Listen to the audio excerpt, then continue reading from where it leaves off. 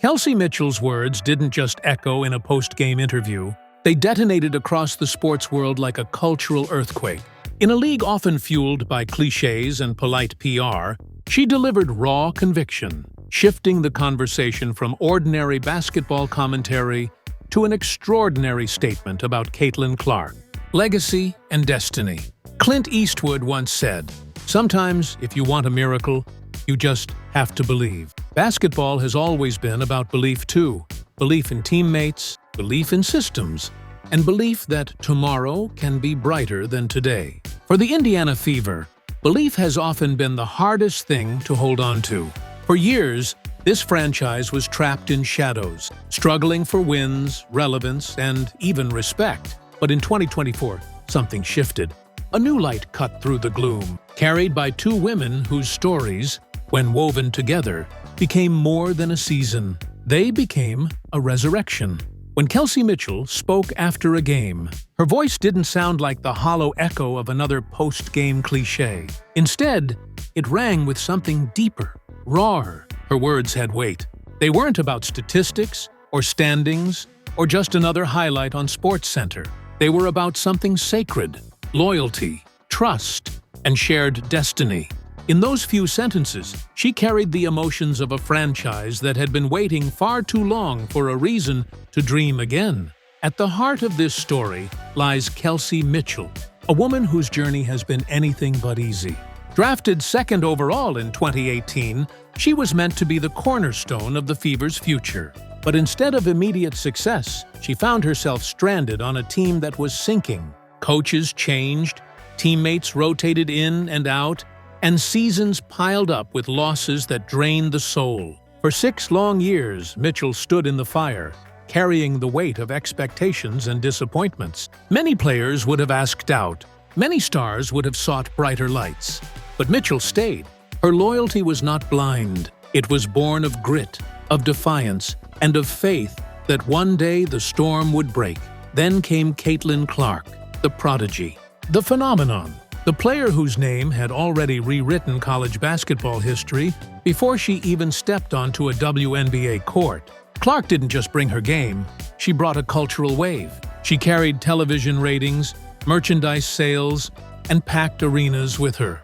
But more than all of that, she carried the hopes of a fan base desperate to feel alive again. When Mitchell and Clark's paths collided in Indiana, it could have been a story of rivalry. Two stars fighting for control, two egos clashing under the weight of media attention. But that's not what happened. Instead, Mitchell saw in Clark not a threat, but a partner. She recognized the hunger in Clark's eyes, the same hunger she had carried silently for years. And Clark, for all her fame, understood that greatness isn't achieved alone. She leaned on Mitchell, not just for her scoring ability, but for her wisdom, her resilience, her scars. Together, they became a force. Mitchell, the battle-tested warrior who had endured years of futility, and Clark, the fresh spark of energy igniting a new era. Their connection wasn't manufactured by press releases or marketing campaigns.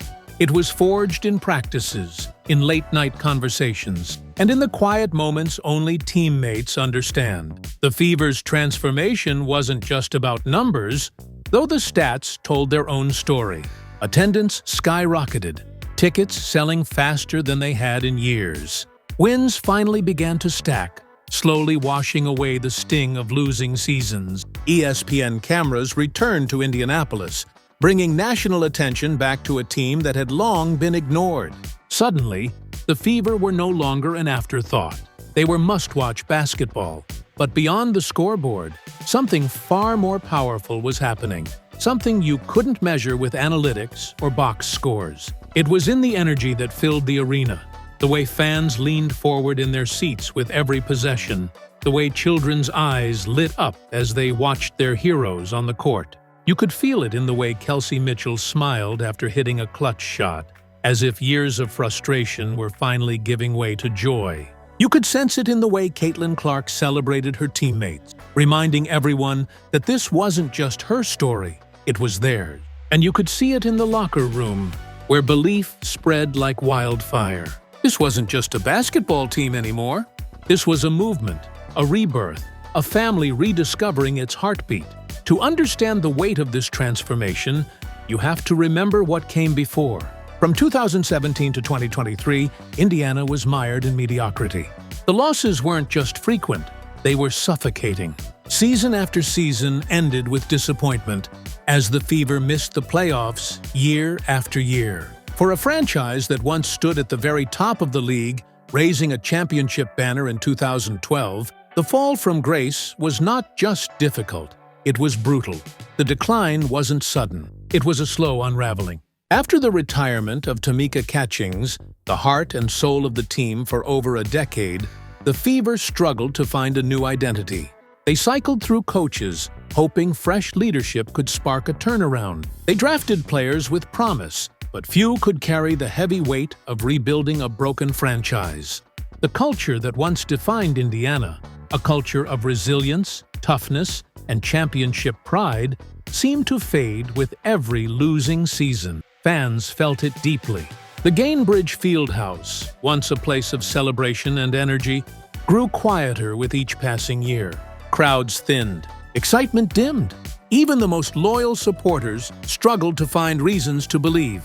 The Fever, once respected as contenders, became an afterthought in league conversations. The WNBA kept moving forward, with new stars emerging and other franchises building momentum, while Indiana stayed stuck at the bottom.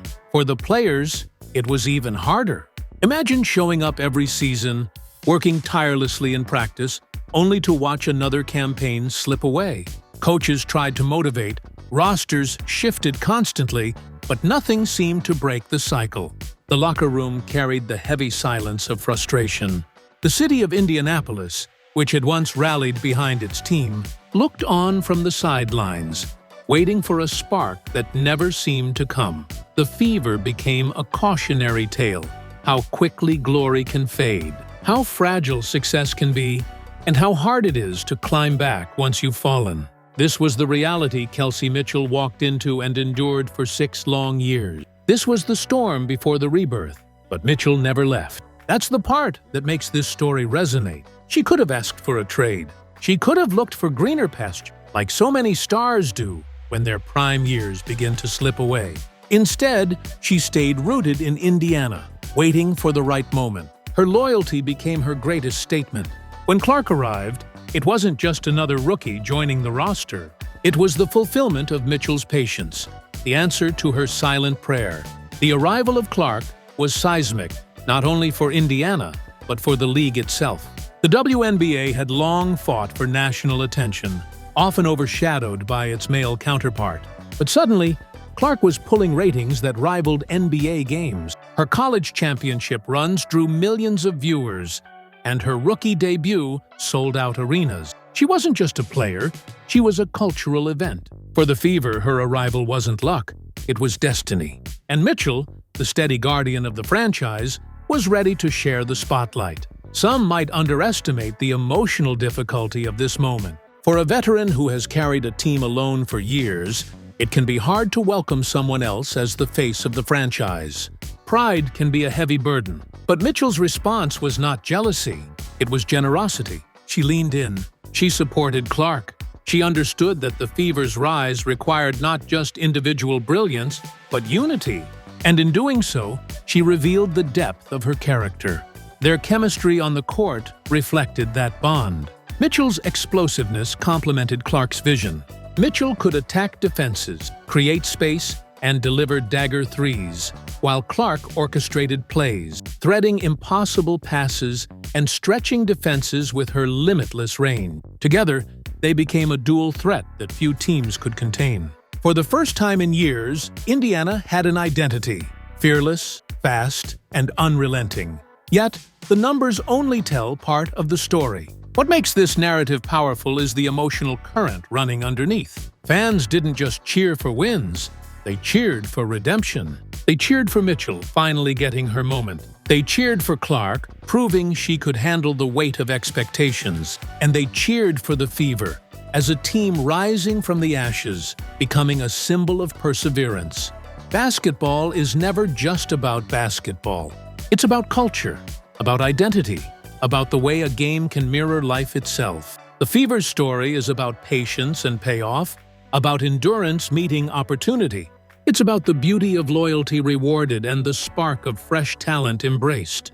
It's about the way two women from different paths found themselves united by the same dream. Powered by a Curtiss 8-cylinder engine producing 175 horsepower, it could reach 90 km/h, astonishing speed for a motorhome in the 1930s. Typically towed by a Graham Blue Streak coupe, the Aerocar embodied dual purpose, half airplane, half car, all luxury. Today, it is remembered as one of the most visionary designs of its time. And as the season unfolded, the impact rippled beyond the court. Merchandise sales broke records. Social media buzz exploded. Little girls across Indiana wore number 3 and number 22 jerseys with pride. In classrooms and driveways, they practiced step-backs and deep threes, mimicking their heroes. The Fever had become more than a basketball team. They had become a cultural touchstone. This is where the story gains meaning beyond wins and losses. The Fever's rise is a story of representation. It's about women's basketball finally getting its due, about fans realizing the intensity, skill, and drama the WNBA offers. For years, critics dismissed the league, but with Clark's star power and Mitchell's resilience, the Fever became undeniable proof that women's sports are not just relevant, they're essential. Kelsey Mitchell and Caitlin Clark are not just teammates. They are a bridge between eras. Mitchell represents the past, the struggle, the loyalty, the endurance.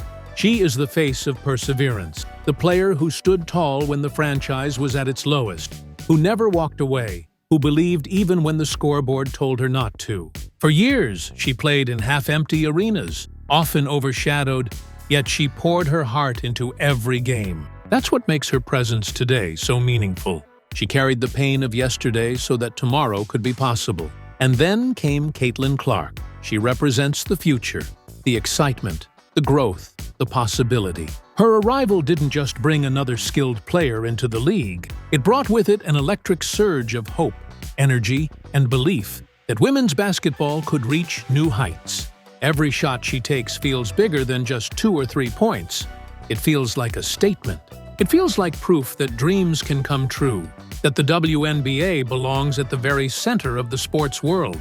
Clark doesn't just play basketball, she moves culture. Together, they are the present, the moment where the Fever stepped into the light. This is what makes their story so rare and so special. It's not just about what they do individually, but what they represent when they come together. One embodies the lessons of the past, the other carries the vision of the future. Together, they have created something entirely new, a present filled with hope, energy, and belief. And if you listen closely, you can hear it, the heartbeat of a franchise returning. You can hear it in the roar of the crowd inside Gainbridge Fieldhouse, in the chants of children wearing Fever jerseys, in the sudden rush of pride that has spread across Indiana. What was once a faint whisper has become thunder. The Indiana Fever are no longer the forgotten team at the bottom of the standings. They are the headline. They are the story. They are the team everyone wants to watch. The echo of fans who finally believe again is not just about sports. It's about community. It's about people who waited through years of defeat, finally feeling joy again. It's about fathers and mothers taking their kids to games and saying, "Watch closely, because you're seeing history." It's about young girls who finally see themselves in the stars on the court and think, "That could be me one day. That's bigger than basketball. That's legacy." Kelsey Mitchell and Caitlin Clark are more than just players. They are symbols. Mitchell shows us that loyalty, no matter how difficult, has value. That staying the course, even when no one is watching, matters. Clark shows us that change is possible. That one spark can ignite a fire. That the future doesn't have to wait. Together, they show us what it means when patience and destiny finally meet. The Indiana Fever are not just back. They are reborn. They are proof that no matter how dark the tunnel, light can return. They are proof that hope, when nurtured, can bloom into something unstoppable. They are proof that when two paths intersect at the perfect moment, history can be rewritten. This rebirth is not only about championships or wins, it's about identity. The Fever now stand as a symbol of what women's basketball can become. They stand as an example that fans will show up, ratings will soar, and culture will shift when the product is given the spotlight it deserves. They stand as living testimony that loyalty and new beginnings can exist side by side, and that unity is more powerful than division. When you watch Mitchell and Clark on the court, you're not just watching a game. You're watching a movement. You're watching the past and future shake hands, the scars of yesterday mixing with the dreams of tomorrow. You're watching a team that isn't defined by its struggles anymore, but by its rise. And maybe that's why this story resonates so deeply, not just with Fever fans, not just with Indiana, but with sports lovers everywhere. Because we all know what it feels like to wait for hope. We all know what it means to endure. And we all crave the moment when it finally pays off. The Fever are living that moment right now. And it's only the beginning, because this is not the end of the story. This is chapter 1 of a new era. There will be challenges ahead. There will be games lost, mistakes made, critics waiting to pounce. But this time, Indiana is not walking alone. This time, they have a city, a fan base, and the basketball world watching, cheering, believing. Years from now, when people look back at this moment, they won't just remember the points scored or the stats recorded. They'll remember the feeling. They'll remember the way Mitchell and Clark made basketball feel alive again in Indiana. They'll remember the sound of an arena that believed again. They'll remember the rebirth of a franchise that refused to die. This is the power of sports. This is the power of belief. This is the power of two players who, together, changed everything. The Indiana Fever are not just back. They are reborn. And with Mitchell and Clark leading the way, the future has never looked brighter.